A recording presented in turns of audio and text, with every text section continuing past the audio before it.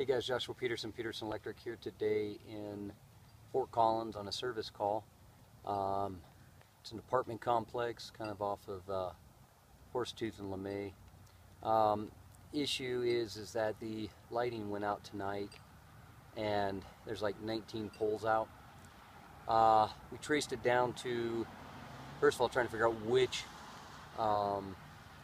housekeeping shed. It's kind of like a little room in there that's going to be the house panel. Figured out which house panel that was and found out that luckily it was labeled pole lights on the third try, and then went ahead and changed, look at the photo eye, and that was blown, so we crossed it.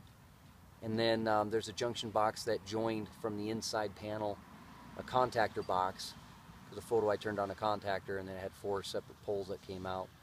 And then that went out to these underground lights, and I actually luckily found this green junction box.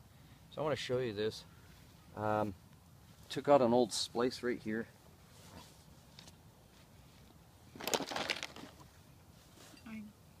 Well, anyways, one of those splice tubes, refill it with the, it's like a tar. It's been in there for a while. Anyways, I think I narrowed it down to there because I cut it off and it looked like it was good. And then went ahead and I hooked up this pole, and it looked like I was good until I went to the ground and I said forget the neutral for a second. Went ground to ground. I'm going to be careful, my gloves are a little wet. Didn't have a lot of room to splice with after I had to take off that kit. Watch that.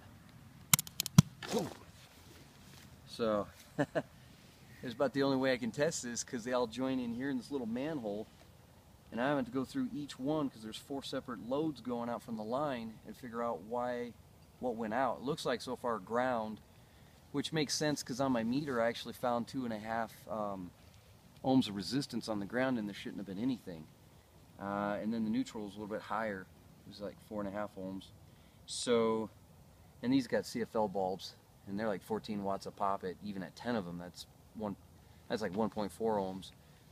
But this has got about 4.5 ohms, so I knew there's some resistance going on. But it may have not been the splice kit in here, but I still had to take that out in order to get to this so I can actually test with the wires here. And that's an FPE breaker in there, so I could probably sit here and arc weld for the night with it.